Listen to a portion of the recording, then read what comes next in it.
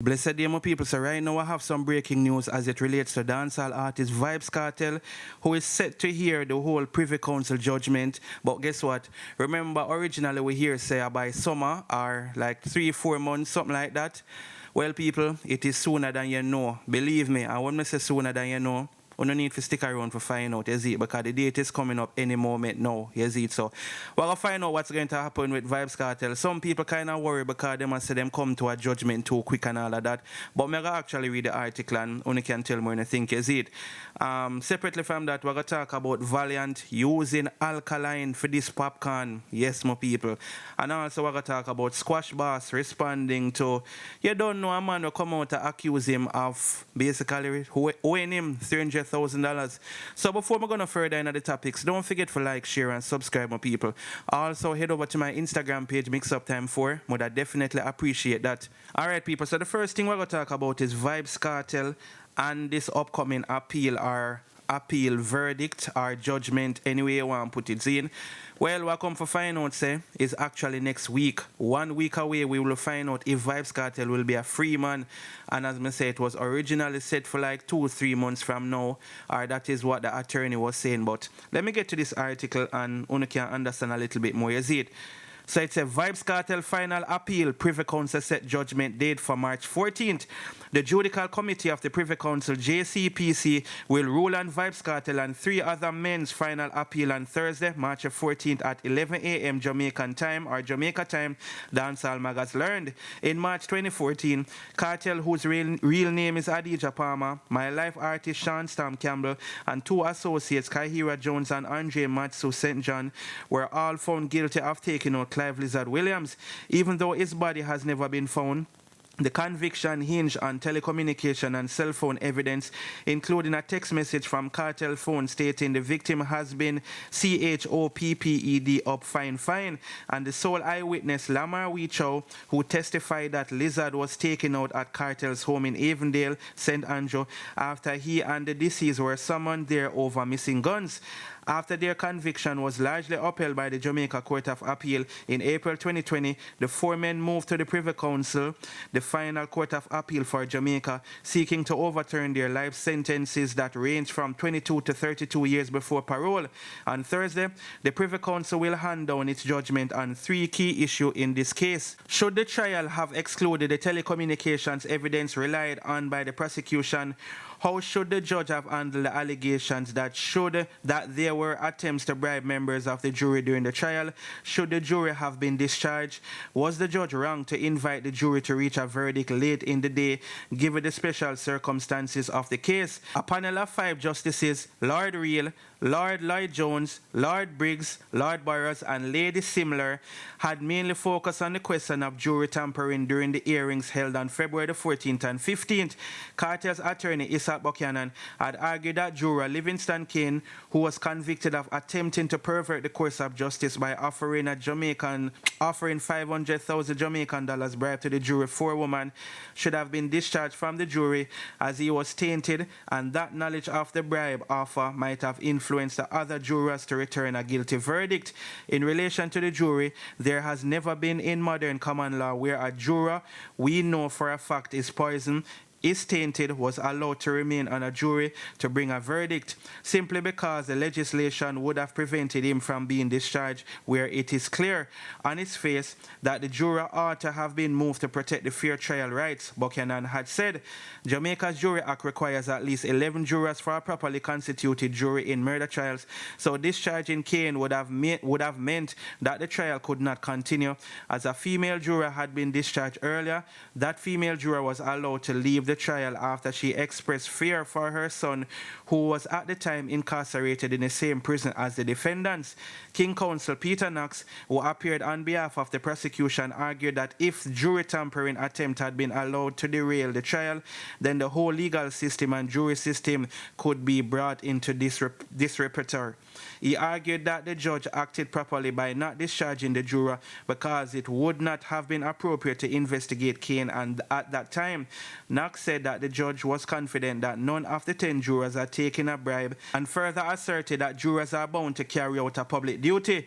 The judge is caught between the two evil solutions, he noted, but as long as the prosecution is acting responsibly and as long as the judge is acting responsibly and reasonably and rationally in making these decisions, as long as they are satisfied that there can be a fair verdict, the less of the two evils is to go ahead and get the verdict rather than say trial off, no verdict, he continued. He argued that the judge's action and instructions minimize bias, making it essential to consider the overall conduct and outcome of the trial, including the acquittal of a fifth accused, Shane Williams, and the overwhelming evidence against the other 4 men. Knox highlighted the jury's ability to discern the guilt of different defendants, which he said demonstrated their capability to judge fairly based on facts despite the bribery attempt. However, another lawyer for the co-appellants, Hugh Southey, challenged the prosecution assertion that there was no risk that the jury was infected by bias. Conscious bias is a very real problem here, Southey said. Even if a jury says to themselves, I understand this looks pretty bad, that there was a bribe was offered to us, but I understand that the judge has said, I need to put that out of my mind. That is very difficult. As a matter of human nature, to stop yourself being influenced by that. That is how unconscious bias works, he explained. The Privy Council aims for a majority decision, not necessarily unanimity. One justice will draft the primary judgment, reflecting the majority's view, while others write concurring or dissenting options, So that's what's going on. And as I say, a lot of persons kind of feel worried now because them kind of, just see this pop up in the news and next week we're going to find out what's going to happen. You understand what I say? But they don't know, most people confident, you see me, the person say, boy, they make up their mind too quick. Somebody said, too quick, this no sound well to me. Boy, somebody says, so they're going to say retrial and it's going to cost the government too much money and they're going to dismiss the case. Somebody say, I'm nervous. Somebody say, freedom is a must, world boss. Somebody say, free world boss. Somebody say, this is no longer about guilt or innocence. It's about a justice system that continues to fail the citizen of Jamaica or citizens. And that's true. That is mainly what this case is about, The way how they went ahead and deal with it. So the whole case, just forget that way. But anyway, my people, let me know what you guys think about this in the comment section. So the next thing we're going to talk about is Valiant. Valiant went live last night and it seemed like he might troll Popcaan secretly. Well, that's what a lot of persons is saying, because he could be seen doing some little mixing and him did a play Alkaline song Microwave. Now, of course, Microwave was aimed at Popcaan, so people are going to say Popcaan him at this, and of course, recently we hear rumors say Popcaan backs down Valiant and one bag of thing, and them said this happened at the Protege show last in time that kept about a week ago, week and odd, something like so. Anyway, I'm gonna run the clip. You can tell me anything about this in the comment section.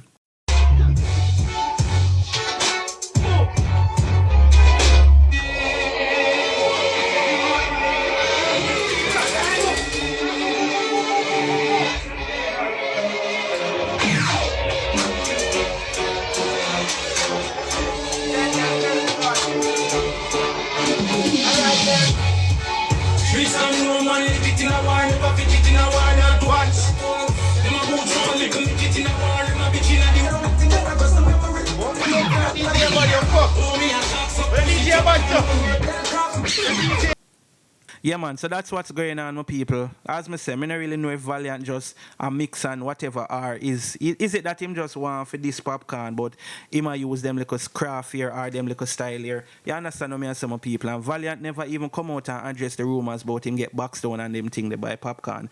But anyway, my people, let me know what you guys think about this in the comment section. Next thing we're going to talk about is Squash responding to allegations about him owing a man $300,000. You understand what I say, my people? Let me get to this article and you can tell me what you think. You see it? So it says Squash response to accuser plus new voice notes allegedly of Squash mother leaked. Another voice note has been leaked, reportedly from Squash mother, Shelly-Ann Millwood, to the man who accuses her or accused her and her son of theft and murder. The accuser, known as Man in the Street on social media, more additionally claims in a new video, seemingly suggesting that he and Shelly were once romantically involved.